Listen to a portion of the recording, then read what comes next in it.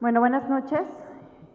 Iniciamos la última sesión del segundo día de actividades del Foro Iberoamericano de Ciudades. Cerramos con broche de oro con este panel sobre la vivienda y su papel en la construcción de las ciudades. Para hacer una pequeña introducción, ¿usted saluda? Listo, para hacer una pequeña introducción a nuestra mesa le vamos a ceder la palabra al subsecretario Alejandro Nieto, subsecretario de Desarrollo Urbano y Vivienda de la SEDATU. Gracias. Pues nuevamente buenas tardes a todos, muchas gracias por asistir. Nos informan que varias de las mesas sectoriales, que así se denominaron en el foro, están terminando en otros salones. Entonces es muy probable que va a haber la incorporación de muchas personas a este plenario para atender esta sesión que tiene que ver con los temas de la vivienda. Nos acompaña un panel pues, de gran importancia porque son en buena medida jugando un papel o jugando otro, personas que están con responsabilidades en materia de vivienda en el país de manera muy relevante. Les pido recibamos a la maestra María Paloma Silva de Anzorena, que es la directora general de la Comisión Nacional de Vivienda.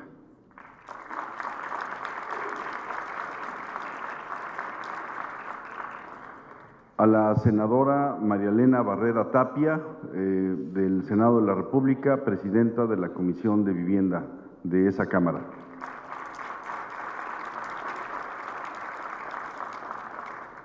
Al presidente recién reelecto para un segundo periodo el día de ayer, Fernando Abuzaid, de la Cámara Nacional de Desarrolladores de Vivienda de México.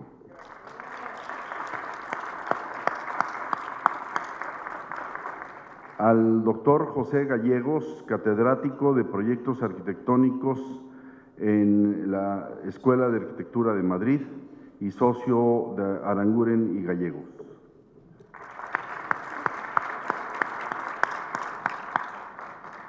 Y al doctor Andrés Blanco, especialista senior en Desarrollo Urbano y Vivienda del Banco Interamericano de Desarrollo.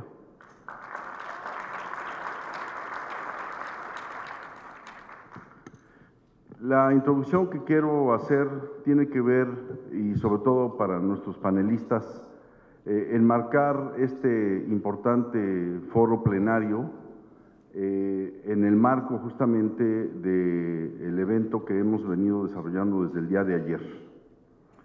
En la presentación que se hizo y las presentaciones que se han hecho por diversas personas desde el día de ayer, ha quedado muy clara que el planteamiento de las nuevas ciudades del país implica una reconceptualización y una redefinición de modelos y de paradigmas. Hace apenas unos minutos estábamos discutiendo el paradigma de las ciudades vistas solamente de manera aislada versus el paradigma de ver la ciudad con su entorno rural. Y así en cada uno de los temas me parece que hemos venido discutiendo nuevos modelos, nuevos paradigmas que alcanzar en esta necesidad urgente de replantear el futuro de las ciudades en México y en el mundo. Y este es el caso justamente de la vivienda. La vivienda se inscribe sin duda en el marco general del desarrollo de las ciudades. Es uno de los protagonistas más importantes, porque probablemente entre un tercio y el 40% de las superficies de las ciudades se ocupa en vivienda. De tal manera que la producción de vivienda necesariamente incide en las ciudades. Pero la producción de vivienda por sí sola no produce ciudades, como lo hemos visto sobre todo el día de ayer en esta revisión crítica que se ha hecho sobre el modelo de desarrollo de vivienda horizontal de gran consumo de tierra que se ha observado en los últimos años en México. Y entonces, en la política urbana que ha planteado el presidente de la República, el tema de vivienda es muy relevante, es muy importante. Y es importante no solamente en la parte de la producción de la vivienda nueva. La producción de la vivienda nueva es responsable de varios puntos del PIB en México. Es responsable de la producción de muchísimos empleos y es responsable de la interacción con decenas de ramas industriales en México. Es decir, la vivienda nueva sin duda es un motor del crecimiento y del empleo en México. Pero el paradigma que tenemos que romper es que las soluciones habitacionales del país no se pueden resolver solamente con vivienda nueva. Tenemos que atender necesariamente al parque habitacional que existe. 30 millones de viviendas que tiene el país que necesitan mejoramientos, ampliaciones, renovaciones. Ciudades que en sus centros se han despoblado por decenas de miles de personas en los últimos años. Casas abandonadas, edificios vacíos, eso es lo que está pasando en los centros de las ciudades. Entonces, la solución de vivienda nueva en los alrededores no es necesariamente la solución de las ciudades. Tenemos que enmarcar la discusión de la vivienda, entonces, en la importancia de la vivienda nueva, sin duda, la importancia de la producción de vivienda y de generación de empleo y riqueza en el país, pero también en cómo utilizar el parque habitacional actual para poder producir soluciones alternativas de vivienda, particularmente la que seguramente los señores y señoras panelistas expresarán ustedes, que tiene que ver con alternativas, por ejemplo, de vivienda en renta. El paradigma de la propiedad versus rentar, esa es una discusión que se tiene que dar. O el paradigma de crear un mejor mercado secundario de vivienda que permita el intercambio de viviendas usadas, se tiene que dar. Baste señalar que en Estados Unidos, una de las grandes economías del mundo, del 100% de operaciones inmobiliarias que se hacen cada año, solamente el 20% de esas operaciones ocurren con vivienda nueva. El 80% de las operaciones inmobiliarias en Estados Unidos son de viviendas ya existentes. O sea, la construcción de un mercado secundario de vivienda es esencial para la política urbana. Y qué mejor representantes de este panel que los que nos acompañan el día de hoy, y agradecemos, por supuesto, su presencia. La senadora María Elena Barrera, que es una luchadora incansable en los temas de vivienda y encabeza justamente la Comisión de Vivienda en el Senado de la República.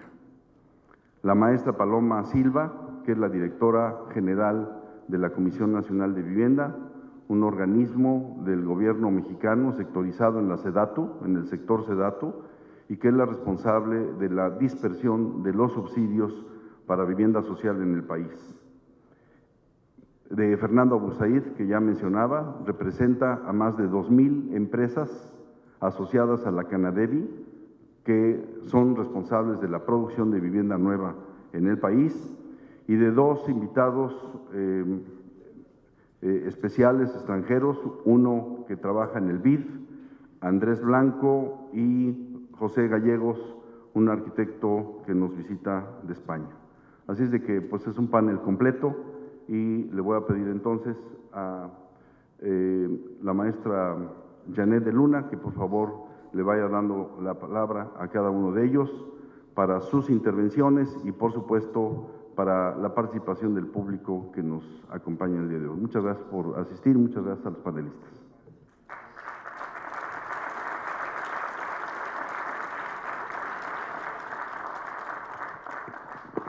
Muchas gracias al subsecretario por esta introducción.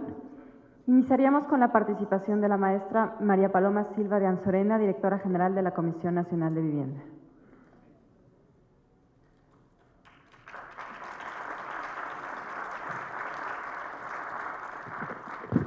Muy buenas noches, tengan todos ustedes. Primero, bueno, agradecerle al maestro Nieto la participación en este foro, que creo que es de gran relevancia para todo el tema de lo que estamos construyendo en México hacia adelante. Agradecer también a todos mis compañeros de lucha, con los que estamos creando lo que va a ser el nuevo México, a la senadora y gran amiga María Elena Barrera, también al nuevo flamante presidente de la Comisión Nacional de la CANADEVI, de la Cámara Nacional de Vivienda, Fernando Abusaid, al maestro Blanco, que también, bueno, gracias a toda la labor que hemos venido realizando con el BID ya desde hace 10 años, estamos desarrollando un mercado de vivienda en renta muy importante en México. Por supuesto, también a la Academia de Madrid, muchas gracias, porque siempre estamos aprendiendo mucho de nuestro país hermano. Muchos de los modelos que hemos hecho en México han sido a través de diferentes participantes, en particular tanto inversionistas como urbanistas de España. Y bueno, también un comercial. Estamos lanzando una maestría en México como profesionalización del sector que se llama Vivienda y Sustentabilidad con el ITAM y con la Universidad Politécnica de Madrid, porque justo estamos trabajando muy fuerte con diferentes ejemplos en España. Y bueno, todos los que están aquí que se quieran inscribir a la maestría también están más que invitados. Miren, hemos trabajado mucho en el tema de ciudades. Venimos trabajando en este tema desde hace ya varios años. No sé hacia dónde tengo que dirigir, o si me van cambiando ya aquí está. ¿Qué es lo que venía pasando en México? Pues lo que ustedes ven a la izquierda de las láminas. Esto era lo que veníamos produciendo. Desarrollamos un mercado hipotecario muy fuerte en México. Tenemos organismos nacionales de vivienda muy importantes y creo que el caso mexicano de financiamiento a la vivienda es un caso de éxito. Tenemos al Infonavit, tenemos al Fobiste, tenemos a la Comisión Nacional de Vivienda, tenemos una banca de desarrollo como Sociedad Hipotecaria Federal que financia la construcción de vivienda y hoy los mexicanos pueden conseguir un crédito hipotecario a 25 años a tasa fija en pesos. Estamos haciendo 500,000 acciones de vivienda al año en cuanto a vivienda nueva, pero como bien lo mencionaba el maestro Nieto, estamos haciendo muchas más soluciones de vivienda. Hemos diversificado las soluciones de vivienda, hacemos vivienda rural, hacemos vivienda para lotes con servicios, mejoramiento, ampliación, remodelación y hemos ido segmentando el mercado. Sin embargo, dejamos a un lado lo que era la construcción de ciudades. Y en México era importantísimo. ¿Por qué? Porque en los siguientes 15 años vamos a producir el 50% del parque habitacional que existe en México, por el bono demográfico.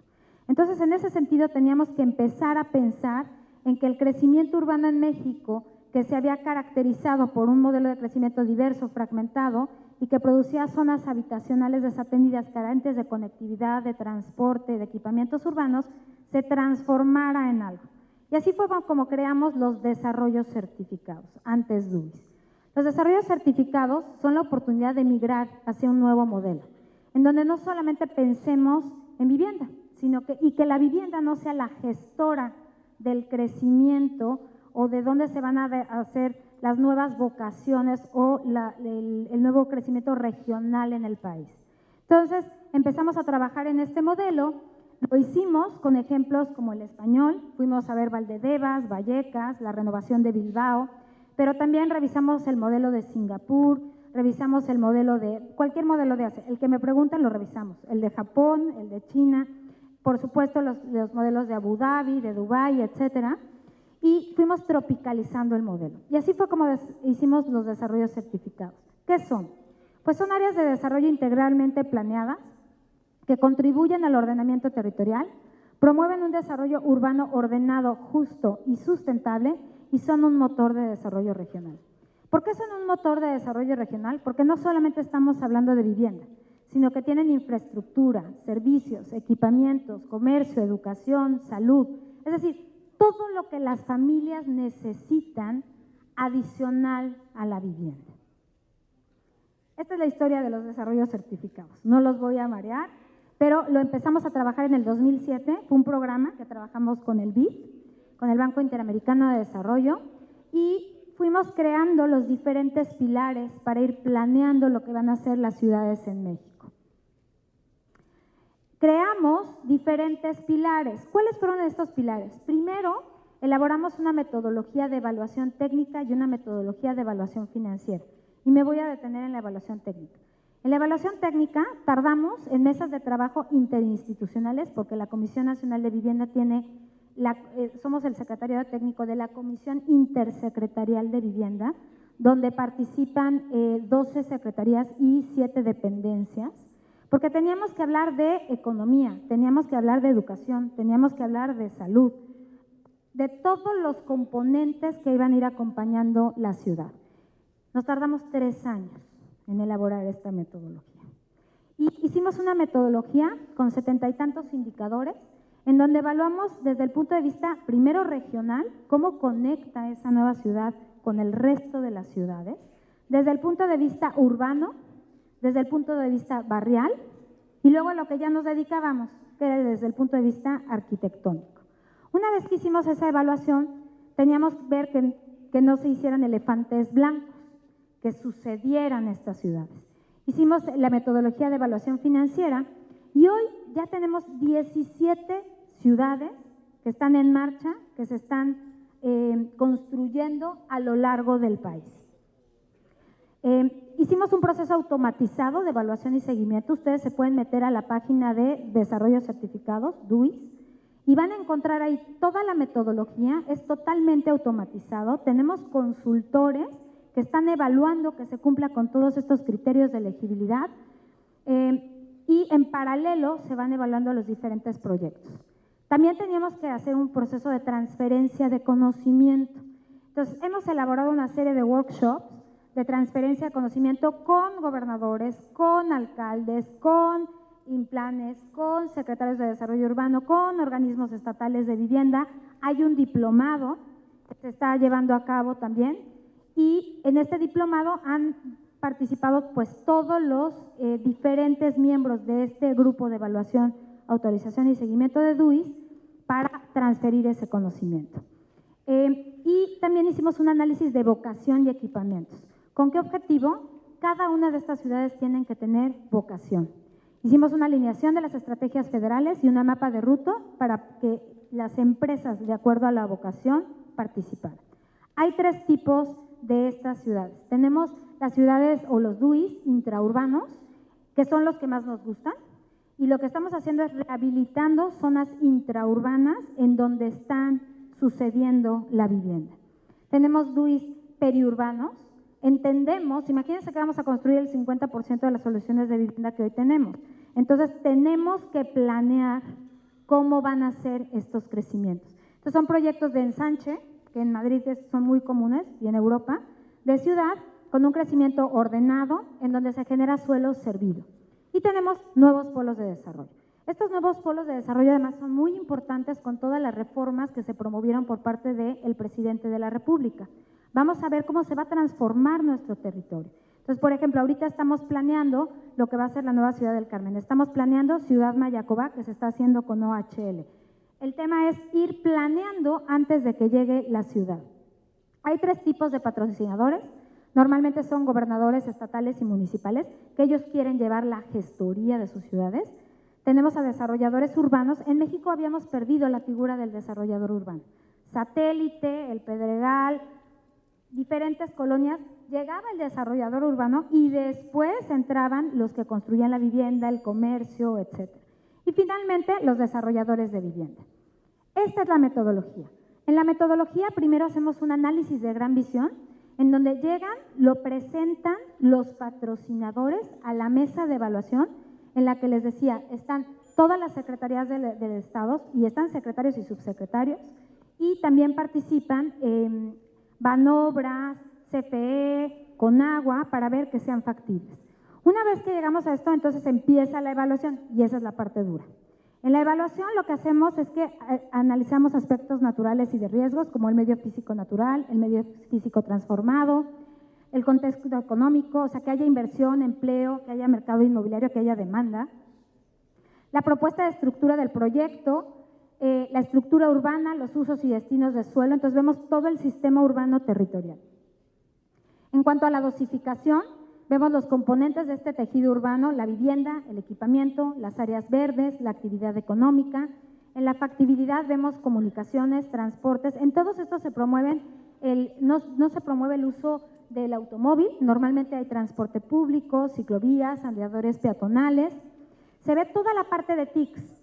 Todos los DUIs son desarrollos certificados inteligentes.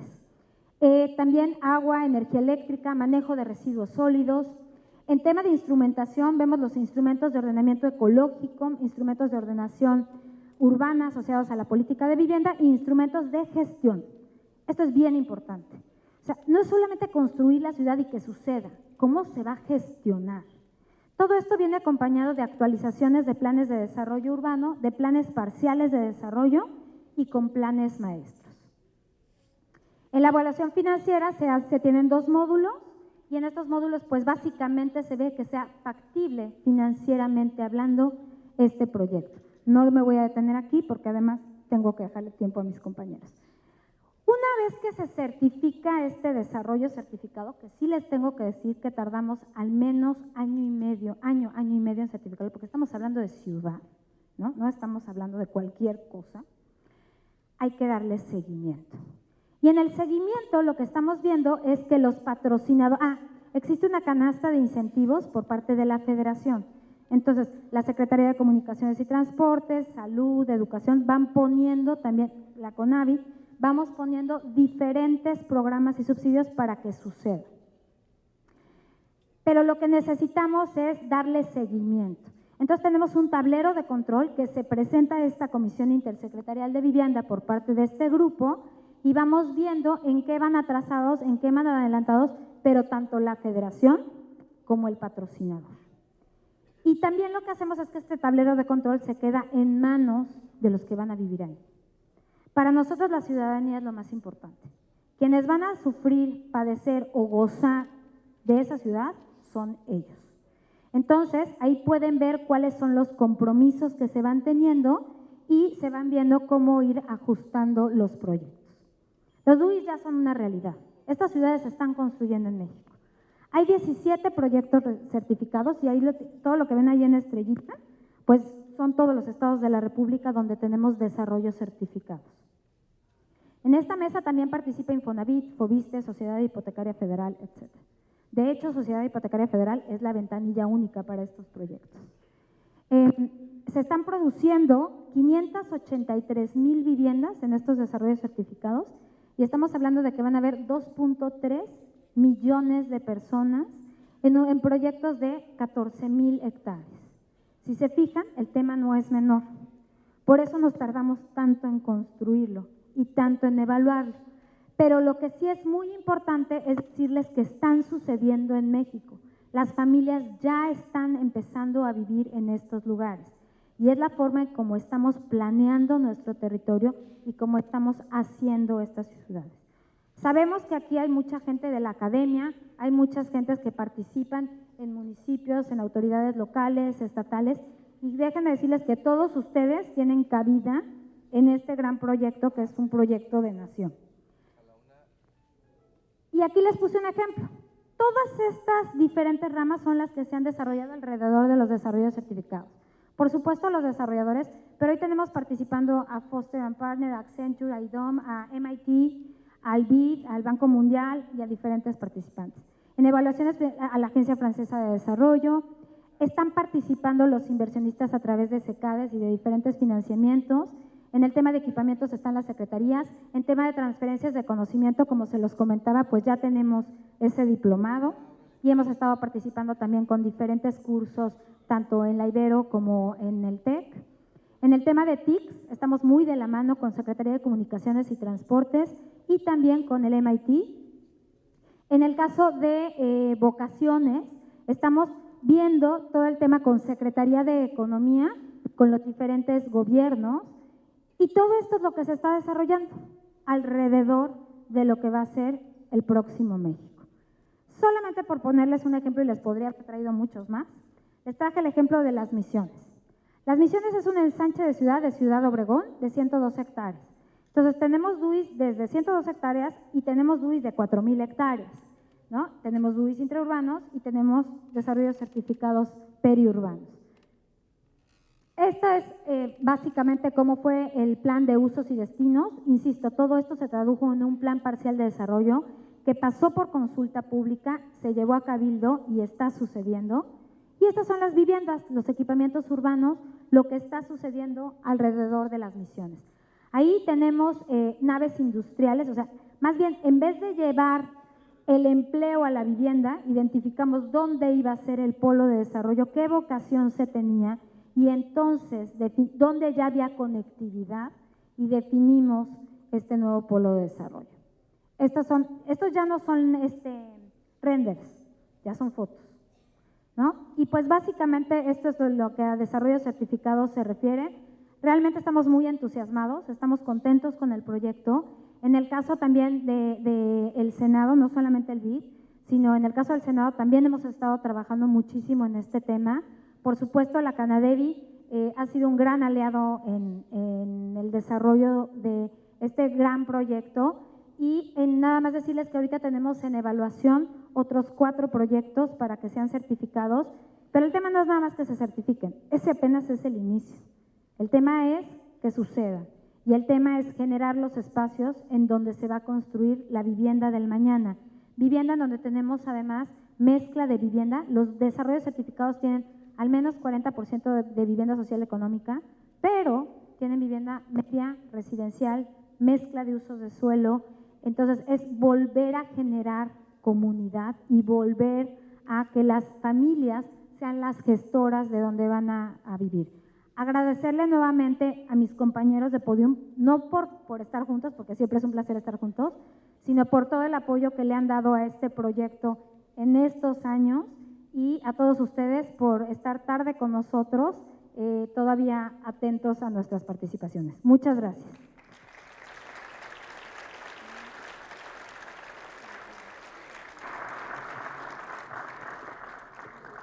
Muchas gracias a la directora general de la Comisión Nacional de Vivienda por su intervención.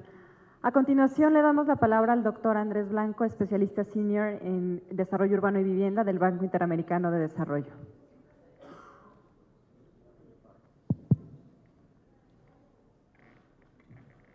Buenas noches. Prometido que me voy a demorar 10 minutos y medio. Les voy a hablar, voy a hacer una introducción mucho más general de lo que es el problema de vivienda en América Latina y luego voy a analizar muy rápidamente las políticas que se han venido implementando en la región para después simplemente introducir algunos de los temas innovadores que vemos. 10 minutos y medio, ahora se empiezan a contar desde ya porque antes me estaba solo presentando. ¿Listos?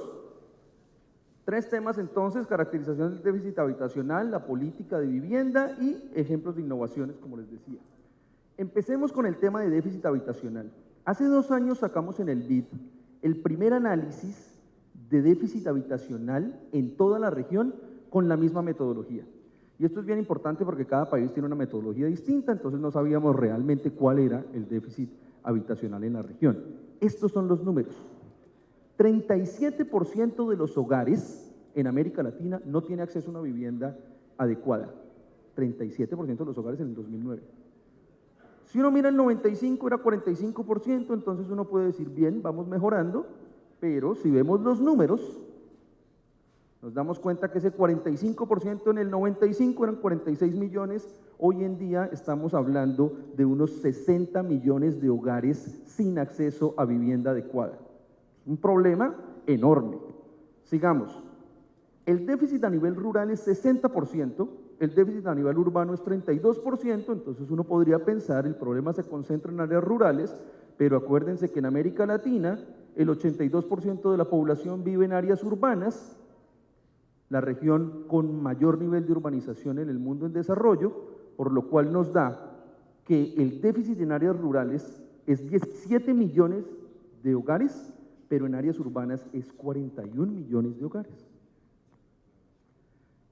Entonces, esos 41 millones de hogares en áreas urbanas están particularmente concentrados en los 3 primeros quintiles de ingreso y sobre todo en el 1 y 2. El 1 y 2 es alrededor del 60% del déficit. quintil 1 y quintil 2 siendo los niveles de ingreso más bajos. Entonces, es un problema relevante, 1, 2, es un problema urbano, y 3, es un problema que le pega a los más pobres. ¿Qué más cosas sabemos? Esto varía mucho en la región. Hay países donde el déficit es menor al 30%, particularmente Costa Rica, Venezuela, Uruguay y Chile, siendo Costa Rica el menor déficit de vivienda en la región con un 18%. Entre 30 y 50% encontramos a la mayoría de países de la región, incluyendo México con un déficit, de acuerdo a nuestra metodología, un déficit de alrededor de 34% de hogares. Ahí están también los otros países grandes de la región, Brasil con 33%, Argentina 32%, Colombia 37%. Tenemos otros países donde el déficit es mayor a 50% y va hasta el déficit de Nicaragua, que es igual a 78%. Entonces, de Costa Rica 18 hasta el vecino Nicaragua 78.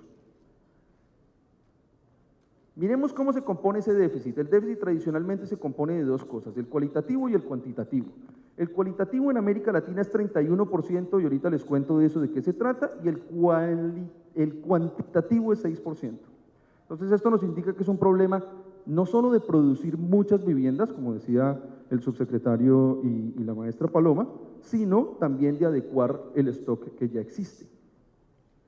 Cualitativo significa carencias de infraestructura. Ahí las vemos, 21% de los hogares en América Latina no tiene acceso a infraestructura de calidad, electricidad, agua potable y saneamiento. También incluye déficit en la condición de la unidad, paredes, piso, techo y hacinamiento. Y además incluye el déficit de tenencia, que es pues la falta de un título de propiedad.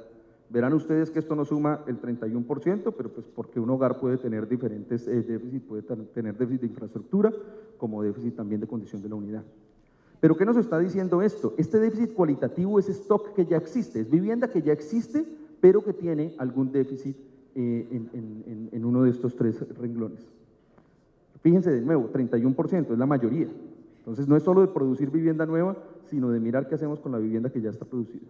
El déficit cuantitativo, en todo caso, es 6%, que incluye viviendas faltantes, que es 4%, que es simplemente que hay más hogares que unidades de vivienda. Entonces nos faltan viviendas para tanto hogar. Y viviendas insalvables porque están en lugares, digamos, de riesgo de deslizamiento, etcétera, etcétera, y no tienen forma, digamos, de salvarse. Eso equivale al 2%. Miren, y les voy a dar una cifra para que se den cuenta del nivel del reto que estamos hablando. Yo necesito, para solucionar el déficit de América Latina hoy en día, mejorar 49 millones de viviendas y construir 9 millones adicionales.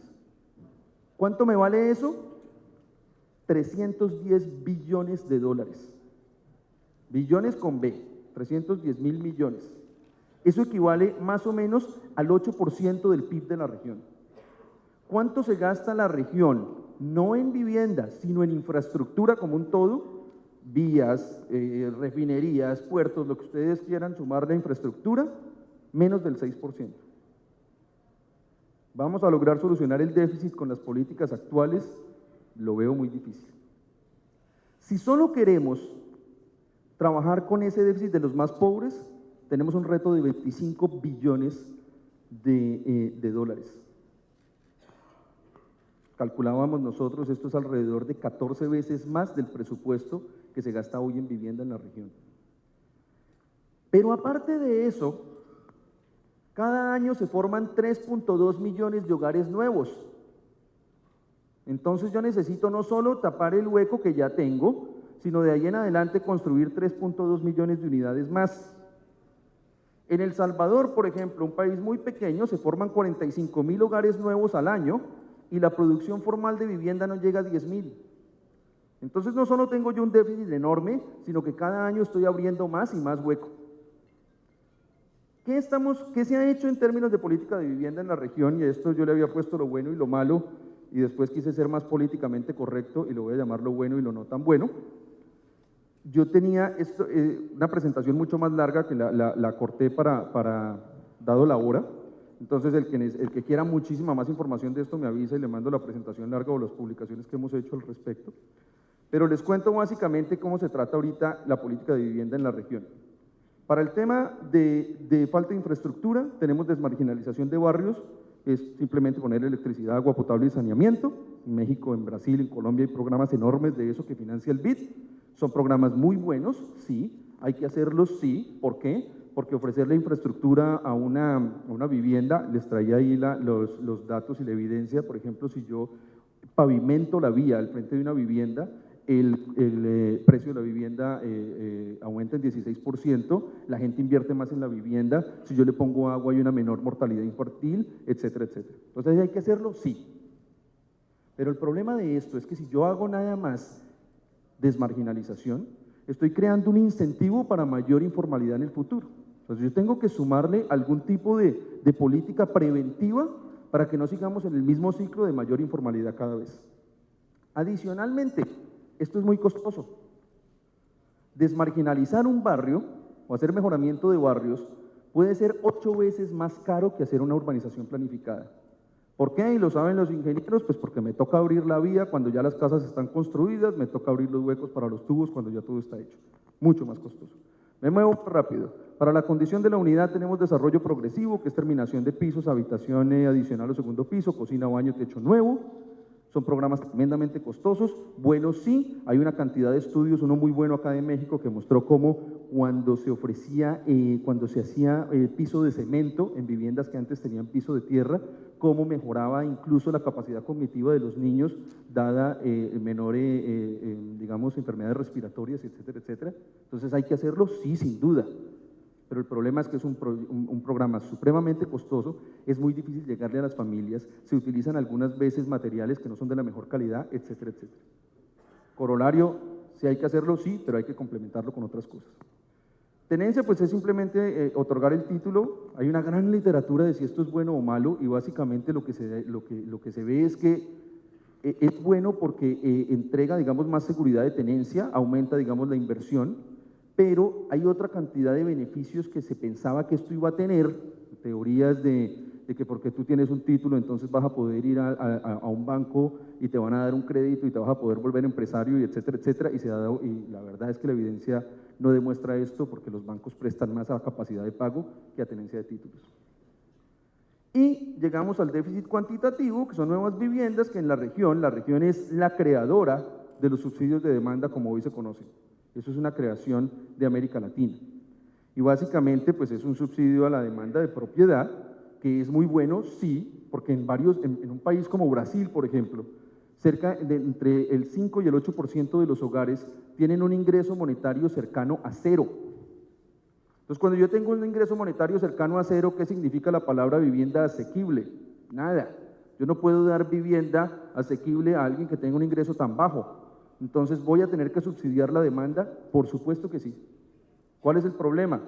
Que cuando yo solo subsidio la demanda y no trabajo en otras cosas, voy a tener el tipo de cosas que mostraba la maestra Paloma al principio, urbanizaciones a 35 kilómetros del centro, donde el suelo es más barato, porque si yo tengo que producir una vivienda a $15,000 la unidad, adivinen dónde la voy a producir.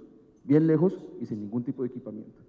Entonces, ¿hay que hacer subsidios a la demanda? Sí, pero hay que hacerlos bien. Hay que complementarlos con políticas de desarrollo urbano y políticas también del lado de la oferta. Y con esto voy a terminar, con esto tenía mucho más también, pero voy a terminar muy rápido, es con ejemplos de innovaciones en política pública. Mejorar el uso del stock existente. Hay varias herramientas interesantes ahí que discutimos inclusive en una mesa anterior, de utilizar hipotecas para comprar viviendas de segunda mano, de utilizar el mercado de vivienda de alquiler. Y acá voy a aprovechar para hacer un comercial. Acabamos de publicar este libro en el BID, Busco Casa en Arriendo, está buenísimo, se los recomiendo, en el que abogamos por cómo podría servir una política de alquiler para mejorar las condiciones habitacionales en América Latina. Y para el nuevo stock necesitamos complementar los subsidios a la demanda con una política activa de gestión de suelo. ¿Qué significa esto? Hacer reajuste de terrenos donde varios dueños del suelo puedan asociarse y hacer el tipo de urbanizaciones que nos estaba mostrando Paloma. Urbanizaciones que no son solo vivienda, sino que tienen también la infraestructura y los equipamientos, urbanizaciones que están cerca a la trama urbana. Esto es bien importante aquí en términos de gestión de suelo. Está el tema de hacer alianzas público-privadas y adicionalmente está el tema de capturar las plusvalías que produce el mismo desarrollo urbano. Este es un tema en el que la región ha avanzado mucho, particularmente países como Brasil y Colombia, y creemos que desde el BID creemos que este es un tema que va a ayudar mucho a mejorar el tema habitacional en la región. Y con eso termino, no sé si me demore más, pero ahí más o menos, ¿no? Muchas gracias.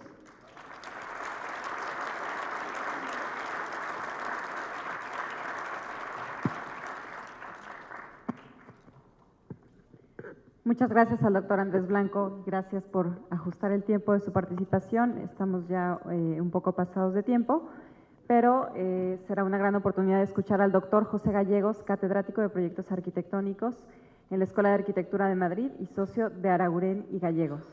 Gracias, doctor.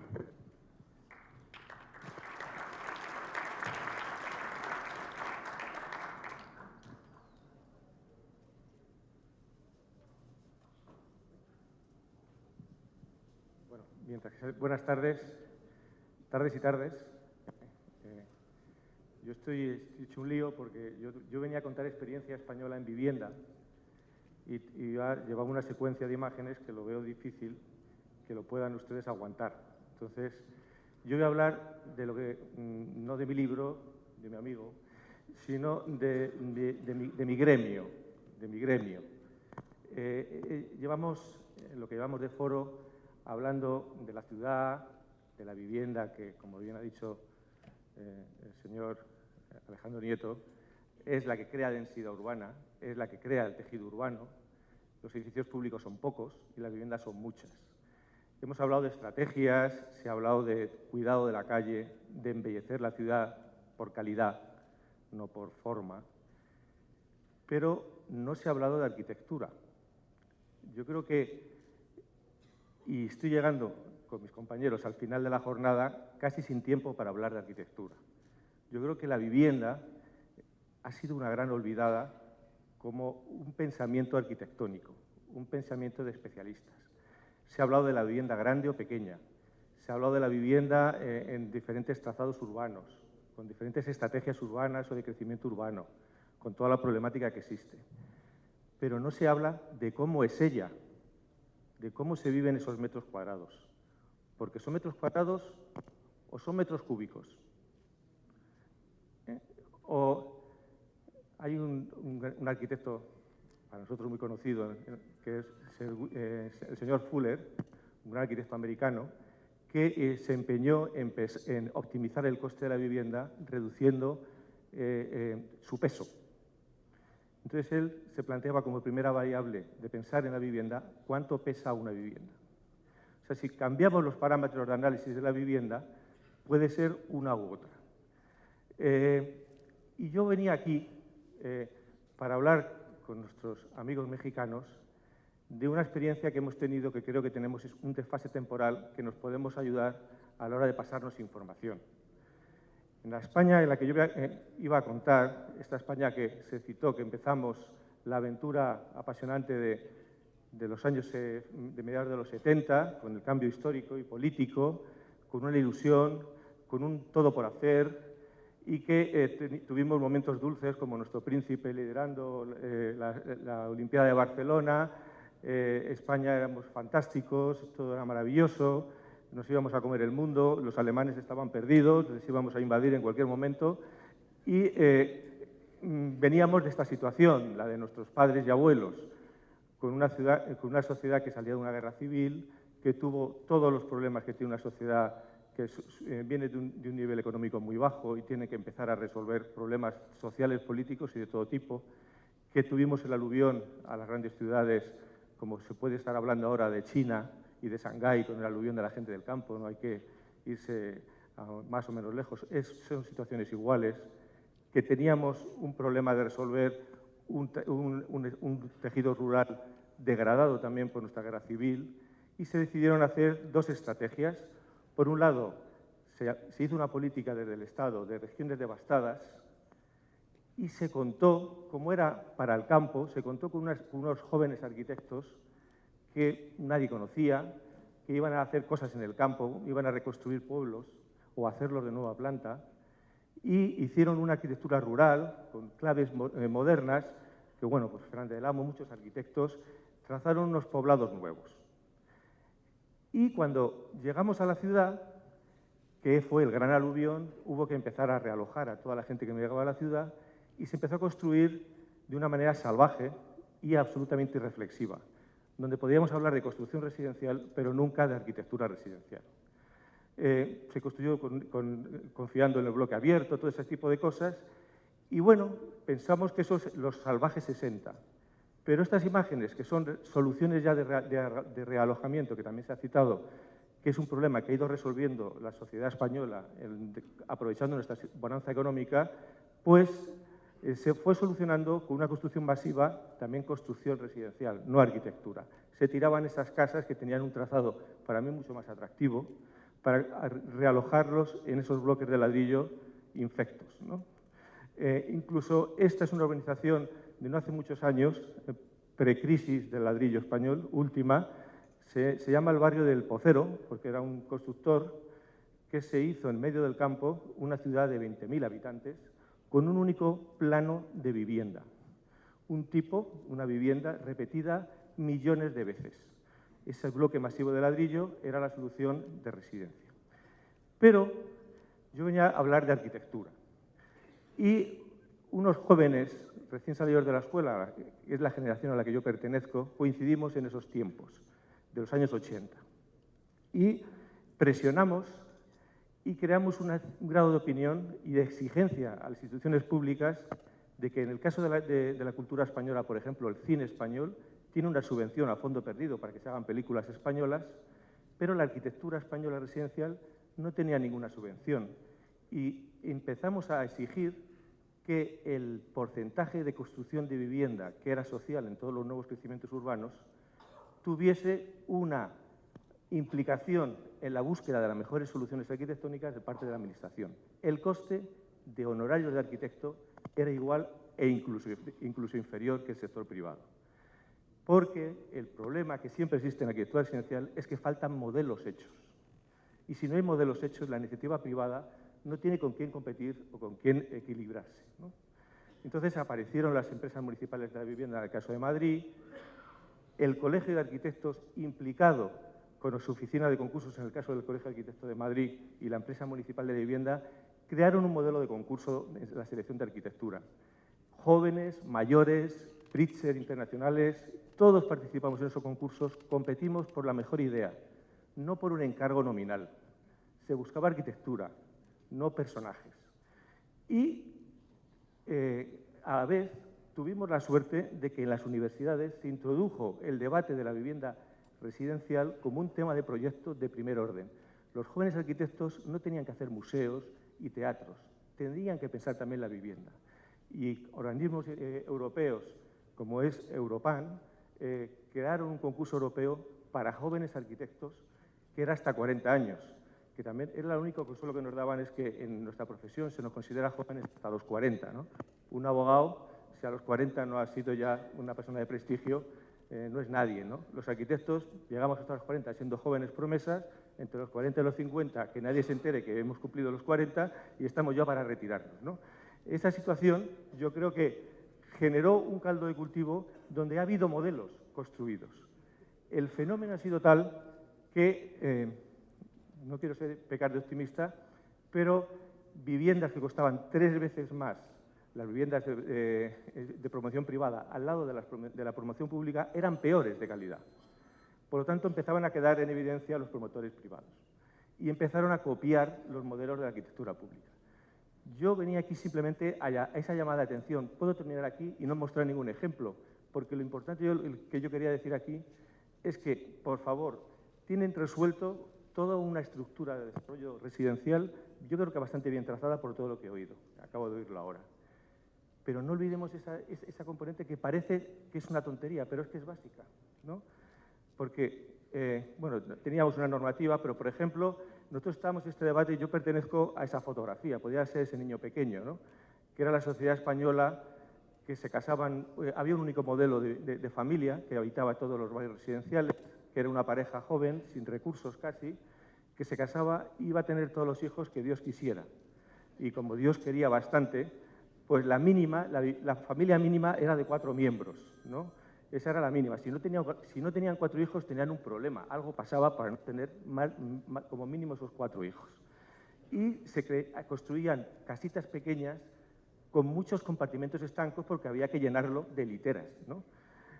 La familia española, esto es publicidad, no somos todos tan guapos y tan rubios y tan estupendos, estos deben ser alemanes, pero es publicidad española, pero sí que el modelo es este, 2 niños, 2 profesionales y situaciones familiares de todo tipo, no voy a entrar, familias monoparentales, biparentales, sexuales, bisexuales, trisexuales, no se sabe, ¿no? Y todos viviéndose en el mismo edificio residencial. Luego, la vivienda tiene que también pensarse desde su interior, porque el grado de respuesta es muy diferente, incluso culturalmente, ¿no? Yo puedo tener vecino musulmán que su nivel de flotación de la estancia no pasa del metro. Sin embargo, pues un español, digamos, de origen español, necesita un nivel de desenvolvimiento mayor, ¿no? Y esto, que está sacado de un periódico de Madrid, era la página de programas informáticos. Y no es un chiste, decía que ya estaba ese programa a la venta, que diseñe su casa sin arquitecto. Porque si pensamos que la casa es un loteo, son unos metros cuadrados y un número de piezas, 2 o 3 dormitorios, cocina, trastero, terraza, tal, pues un programa informático, una serie de variables, te puede resolver todas las combinaciones posibles. Es un juego matemático casi, ¿no?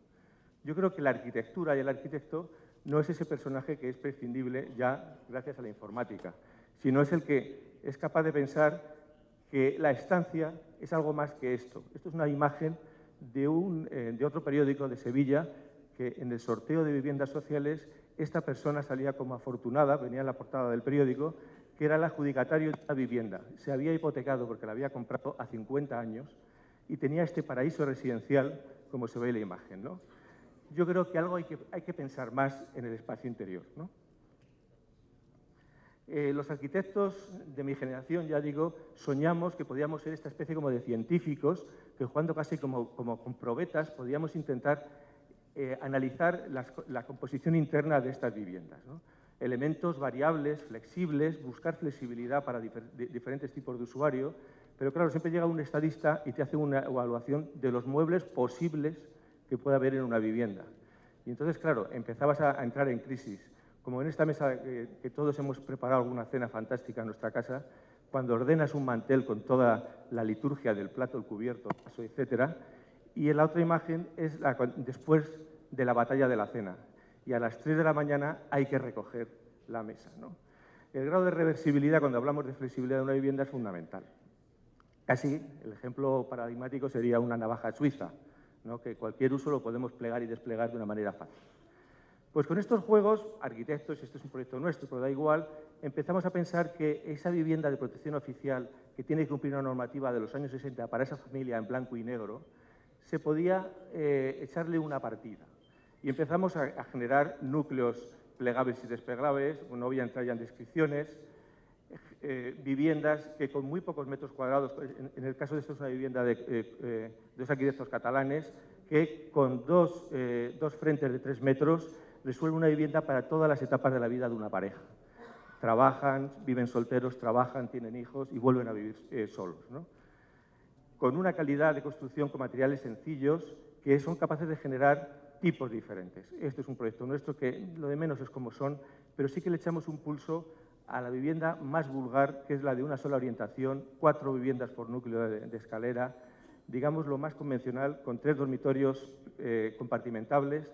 En la foto de la derecha sería el tipo, entraríamos estar, comedor y 3 dormitorios, 2 imposibles como pasillos y uno doble y unos aseos en la parte interior, ¿no? Si simplemente movemos los tabiques y levantamos la parte superior, no sé si esto se marca, no sé cómo se marca, vale, da igual, da igual. Si movemos y levantamos la parte posterior, La vivienda... ¿Qué ha pasado? Bueno, la vivienda puede convertirse en esto. Una vivienda convencional, compartimentada, simplemente recogiéndola y darle a pausa, por favor. ¿Le dais a pausa?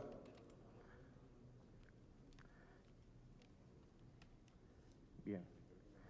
Pues plegando los elementos compartimentables y buscando un mecanismo para ocultar los muebles, la casa puede ser un loft durante el día y convertirse en una casa cuando todos los miembros de la familia regresan por la noche, ocupable con un programa estándar de residencia.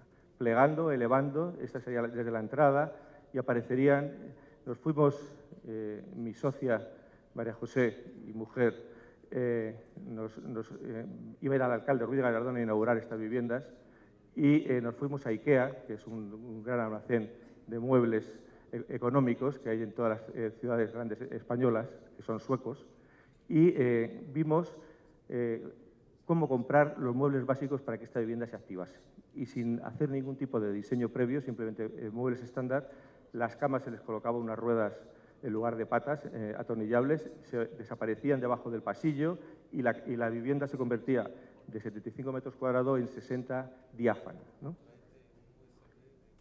Bueno, mecanismos muy sencillos, simplemente activando algún elemento que garantizase flexibilidad. Por ejemplo, otros arquitectos madrileños, estos en Carabanchel, hacen un bloque estándar súper económico, sin ninguna concesión a nada, y simplemente le añaden dormitorios en función de la necesidad de la familia. Digamos que tienen una galería y las familias que necesitan 1 o 2 dormitorios son como granos que se incorporan al bloque estricto y mínimo, ¿no? Garaje, tal. Bueno. Otros ejemplos, esto es una vivienda en una esquina de una manzana en Barcelona, donde con un recurso simplemente de colocar el aseo en la parte central y apoyar todos los muebles en torno al aseo, nos queda un perímetro absolutamente libre en una vivienda muy pequeña. O este es otro proyecto que estamos construyendo en San Sebastián, en el norte de España, donde estaba previsto un bloque, como de los años 60, y era para la tercera edad, para ancianos, que viven ya solos o en pareja. Y acostumbrados a vivir en caseríos vascos, pequeños, rurales, descompusimos el edificio en 4, con sus galerías, un clima húmedo y tal, y viviendas de 45 metros las resolvimos simplemente colocando el dormitorio en la parte central y una pared luminosa de policarbonato que hacía como una lámpara en el centro del corazón de la estancia. Y, por lo tanto, se convertía en un espacio casi único, aunque estaba dividido en 3. Bueno, y así sucesivamente traía muchos ejemplos que no quiero aburrir porque no hay tiempo, ¿no? Pero el mensaje que quería dar, hay que hacer arquitectura residencial, es incluso más barata. Exijo, como hemos exigido a nuestros políticos y administradores españoles, que se tenga en cuenta, que se busque la mejor arquitectura, que se haga un esfuerzo de coordinación con los colegios de arquitectos para convocar unas bases que sean participativas. Y todo mejora. Muchísimas gracias.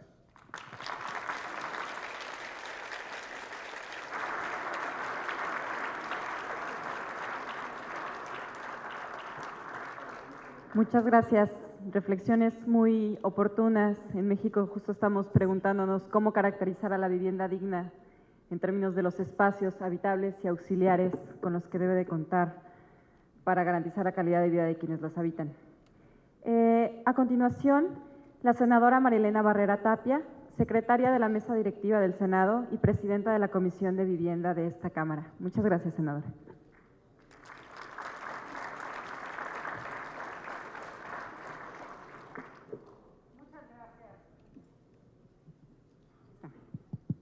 Muchas gracias, muy buenas noches. Agradezco a mi paisano y amigo, al subsecretario Alejandro Nieto, esta invitación y una felicitación por la organización de este encuentro, de este foro. Y bueno, sé que el tema legislativo no es muy común y tampoco le entendemos mucho, me refiero, para la ciudadanía es difícil encontrar cuál es el sentido de las leyes, sobre todo cuando estas no se aplican ni tampoco reflejan una realidad.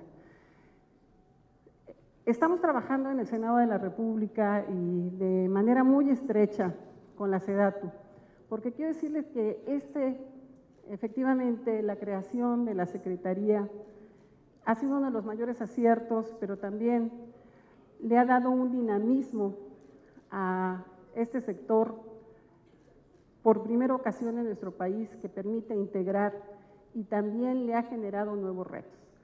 Yo he escuchado y a través de las intervenciones y también revisando el programa de este derecho a la ciudad, de estas nuevas modalidades de organización y de vida que queremos los ciudadanos, en donde nuestra primera pregunta, y yo no sé si a ustedes les pasa, para ver qué estamos haciendo en el Senado de la República, estamos hablando de ciudades, sin embargo, estamos organizados políticamente a través de municipios. Hablamos también de estados y, sin embargo, tenemos graves problemas en metrópolis. Hablamos y estamos pensando en acciones y políticas públicas a largo plazo, sin embargo, nuestros presupuestos y la manera de ejercerlos son por periodos de ejercicio de gobierno. Si son municipales, son trianuales o sexenales, pero difícilmente tenemos políticas, acciones y programas que nos permitan tener una visión de planeación a largo plazo. Hoy se están haciendo, y sin duda, yo les decía, hay soluciones de vivienda que por primera ocasión se están presentando en nuestro país, como el dar acceso a la vivienda a mujeres jefas de familia, a jóvenes adolescentes, a estudiantes, a personas que viven en vulnerabilidad, como son los adultos mayores o las personas con discapacidad, y así como estos, también muchas otras propuestas, inclusive ya también para la milicia se está dando la oportunidad y se está buscando por grupo de población el dar acceso a la vivienda a grupos más vulnerables. Sin embargo, todo esto que han estado escuchando y que hemos estado escuchando, hablar de sustentabilidad, incluir también la movilidad, temas de movilidad urbana, de hablar de nuevos esquemas, inclusive de ecoconstrucción, no están, todo esto que se ha mencionado no está contenida en la ley.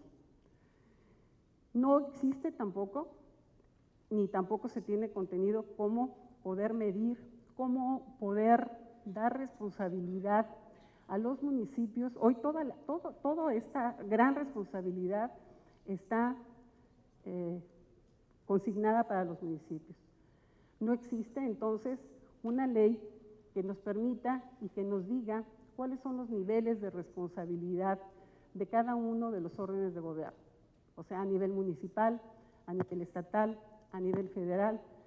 Necesitamos, pues, entonces, una reforma constitucional, que es lo que se está trabajando, y ya se tiene un gran avance por diferentes instancias y por diferentes grupos también parlamentarios, en donde tendremos que ponernos de acuerdo hasta dónde queremos llevar esa reforma constitucional.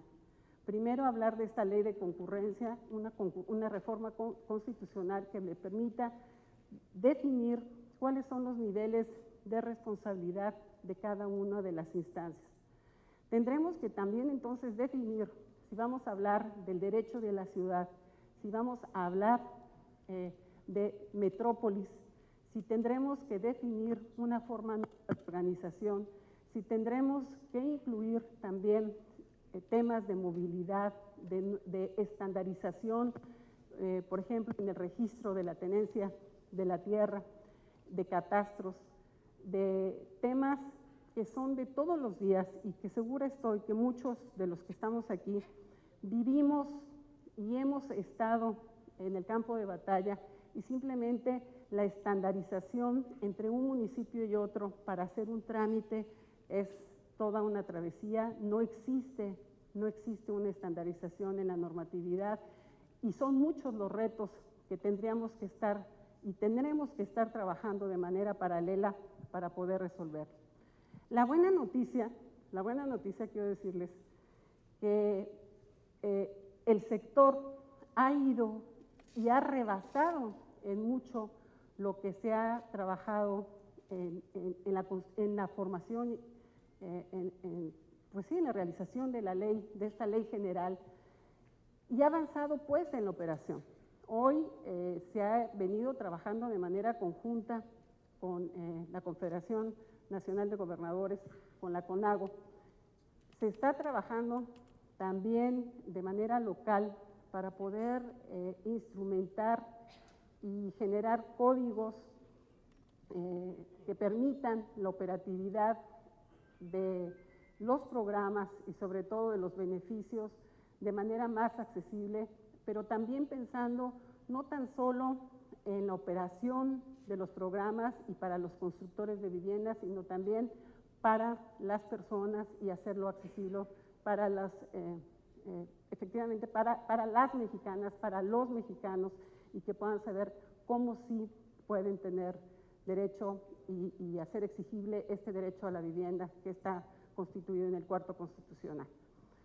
Es pues este quehacer que se los quise platicar de manera pues más simple, porque su configuración ya en una ley es lo que nosotros estamos considerando que pueda ser presentada ya sea por el señor presidente de la República o bien por alguna de las cámaras de manera conjunta para que le pueda dar sustentabilidad, para que le pueda dar el soporte a toda esta gran dinámica que hoy tiene ya el sector de vivienda, desarrollo urbano, ordenamiento territorial, tenencia de la tierra, y que podamos tener una plataforma mejor constituida.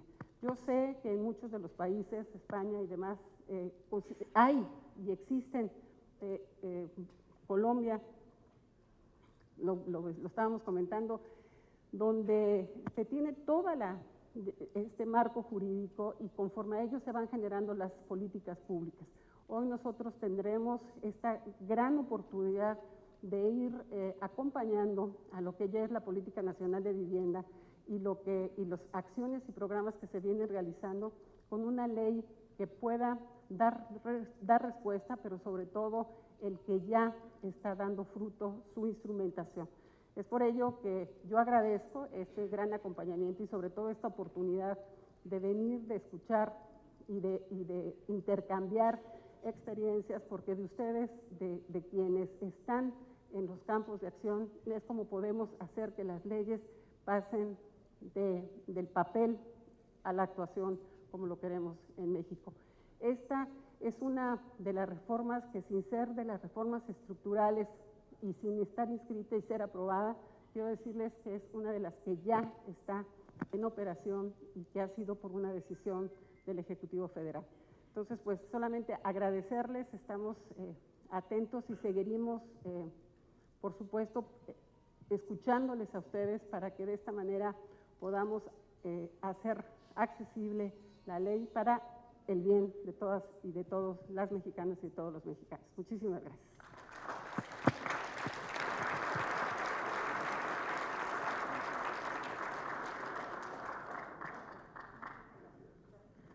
Muchas gracias, senadora. Cerramos con broche de oro este segundo día de trabajos del Foro Iberoamericano de Ciudades con unas palabras del licenciado Fernando Abusay Quinar, presidente de la Cámara Nacional de la Industria de Promoción y Desarrollo de Vivienda, Canadevi. Gracias. Muchas gracias, Janet. Muchas gracias. Bueno, pues buenas noches tengan todos ustedes. Quiero saludar con un gran afecto al maestro Alejandro Nieto Enríquez, subsecretario de SEDATU. Del mismo modo quiero distinguir la presencia de nuestros compañeros panelistas, primero las damas, de la maestra Paloma Silva, de la senadora Marilena Barrera, de igual manera de Andrés Mago y del arquitecto José Gallegos. Un placer compartir este panel con ustedes. Quiero saludar y distinguir al arquitecto Jorge Wolpert, director de Desarrollo Urbano de SEDATU. Gracias por la invitación, mi estimado Jorge. Y del mismo modo saludo al director de Vivienda del Estado de Veracruz, Enrique Nachón. Muchas gracias por estar aquí, acompañándonos siempre, haciendo solidario la industria del sector de la vivienda. Gracias. A mis presidentes de Canadevi, tanto de Colima como de Veracruz, Carlos Ramírez, Julio Ceballos, nuestro presidente del Consejo Coordinador Empresarial del Estado de Veracruz. Gracias. Ingeniero Sánchez Romo, gracias. Y a mi paisano Ricardo Jinaga, qué gusto saludarte, amigo. Creo que autoridades del sector, autoridades de materia de vivienda que nos acompañan, creo que México ha vivido tiempos, una ruta adecuada de un cambio de modelo, una fecha histórica. Quiero referirme al 11 de febrero del 2013. Sucedió en México con esa nueva política pública que anuncia el presidente Enrique Peña Nieto, colocando a la SEDATU como una cabeza del sector, de desarrollo urbano y de vivienda, y privilegiando el tema de lo cualitativo, siempre sin descuidar lo cuantitativo. Ahí es donde entra esa gran interrogante, el qué hacer, el cómo hacerlo y en dónde hacerlo. México es un país con una gran diversidad cultural, y lo digo aquí con el orgullo de estar en este bonito estado de Veracruz. Veracruz y Oaxaca están juntos, sin embargo la comida no es igual. ¿Y por qué digo este ejemplo? Porque la comida no es igual, tampoco la forma de vivir de la gente. Esa diversidad cultural que tenemos en este país, tanto en el norte como en el sur, como en Yucatán, no les colgamos los zamaqueros, lógicamente la gente no va a tener ese entusiasmo de estar en una casa cómodamente. El tema era vertical. Con esa diversidad cultural, ¿dónde se da la vertical? Pues se da en lugares donde empieza a tener su aceptación. El caso del Tabasco, aquí al sur de Veracruz, donde cada año con esas cantidades de agua que tienen, emergen las inundaciones. Tiene mucha aceptación la vivienda vertical, como en otros muchos estados de la República. México es muy grande. Entonces creo que tenemos que privilegiar una de las compras más importantes de la vida de cualquier ser humano, la compra de una vivienda.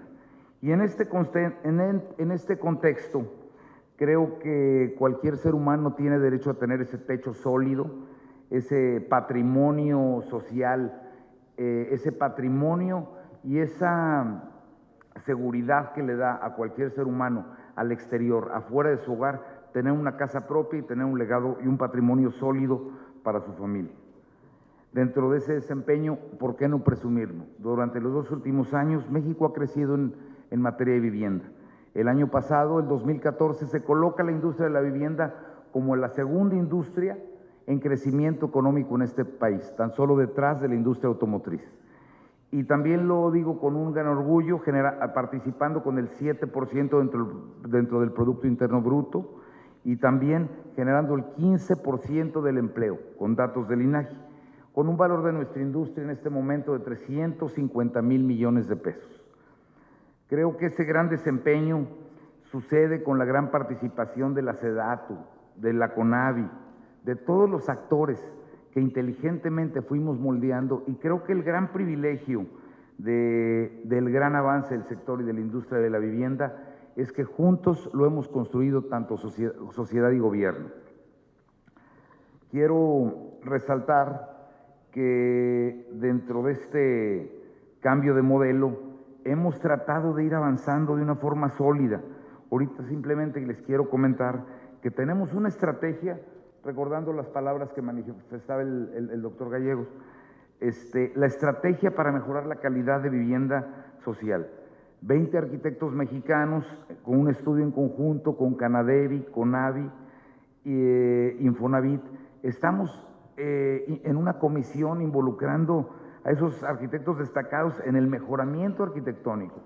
Se lanzará como un programa piloto de 12,000 viviendas con 10 a 12 desarrolladores para ir avanzando en estos temas. Tenemos arquitectas como la arquitecta Tatiana Bilbao, que expuso en el Museo Pompidou de Brasil, y este programa, la intención y el objetivo es tratar de ir avanzando con una problemática como pérdida de plusvalía, pérdida de un patrimonio familiar con vida útil de inmuebles de 5 a 10 años, materiales de baja calidad, no responde a las condiciones climáticas, físicas del territorio y no responden a la diversidad y realidades de población residente, prototipos repetidos. Creo que eso hay que cambiarlo, hay que ir aumentando y esto queremos darle un giro a recuperar una plusvalía de la vivienda, mejorar la calidad del diseño, mejorar la calidad de los materiales para mayor duración y seguridad estructural, diseños bioclimáticos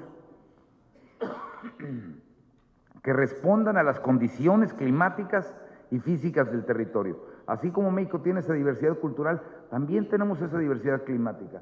Hoy en la mañana, en la Ciudad de México, a lo mejor estábamos arriba de 20 grados, y aquí en Veracruz nos encontramos a 18, en la montaña aquí pasamos por sierras nevadas. Esa diversidad cultural también hay que privilegiarla con esas condiciones adecuadas para toda la población.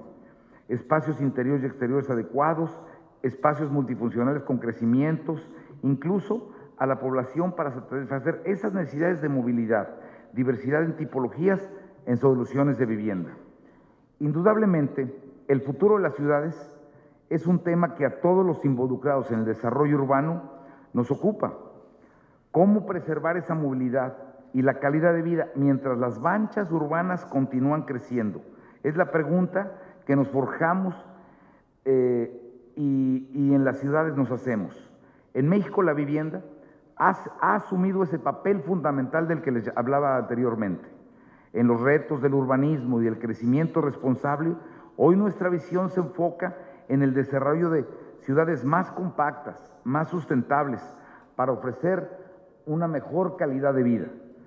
En este sentido, la Política Nacional de Vivienda y de Desarrollo Urbano hemos vinculado buscando no solo construir casas, sino consolidar entornos y ciudades dignas.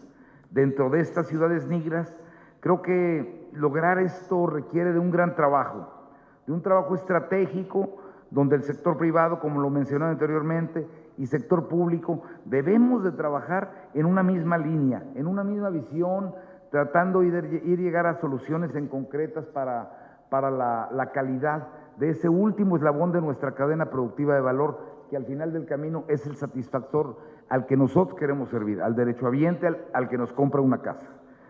Dentro de estas premisas, creo que la viabilidad de la industria es para que siga teniendo esos crecimientos. Por ello es que en la Canadevi hemos encontrado en la SEDATU a ese gran aliado estratégico para transformar las ciudades mexicanas y ofrecer una mejor calidad de vida a los mexicanos. Ejemplo de ello, de este programa de consolidación de reservas territoriales, el PROCURA, conocido como subsidio al suelo, mismo que ha sido recibido muy positivamente por el sector y por los industriales del sector. Este programa nos permite participar activamente en una consolidación de ciudades compactas, productivas, competitivas, incluyentes, sustentables e inteligentes, que garanticen esa movilidad urbana, elevando la calidad de vida de todos los habitantes, a través de la edificación de vivienda social vertical intraurbana. Así pues, tan solo en el 2014, en ese modelo de vivienda, construimos 6,165 viviendas sociales verticales intraurbanas, de las cuales el 100% se encuentra dentro de perímetros de contención urbana financiadas por el Infonavit. ¿Qué significa esto? Que la Política Nacional de Vivienda funciona. Y funciona puesto que el 100% de los beneficiarios de este programa han sido derechohabientes que a través de ese ahorro han sido financiados por el Infonavit, como lo mencionaba anteriormente. Creo que en Canadevi tenemos un gran interés en desarrollar estos programas de vivienda social intraurbana en las ciudades medianas del país, que sirvan para una franca regeneración urbana. También hemos ido muy de la mano con los desarrollos certificados, que estos son los que tienen un valor agregado porque nos están generando empleo, nos están generando educación dentro de un mismo contorno urbano. Y esa amenidad que tanta falta le hace volviendo a ese derechohabiente que nosotros le vendemos la vivienda.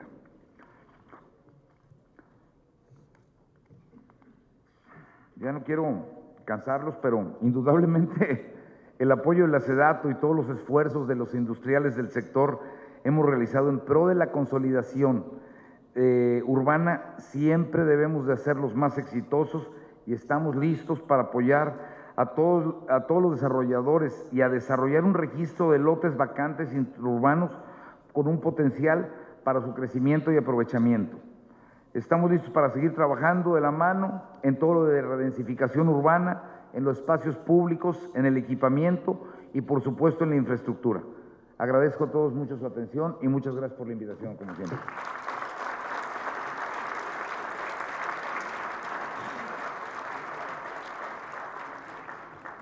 Muchas gracias, Fernando. Con eso cerramos casi 11 horas ininterrumpidas de trabajo. Les agradecemos mucho a todos los miembros de esta plenaria por su participación. La senadora María Elena nos acompaña todavía el día de mañana en una reunión del Grupo de Parlamentarios para el Hábitat. Y bueno, nos vemos todos a las 9 de la mañana para iniciar con la sesión plenaria Cambio Climático y Sustentabilidad.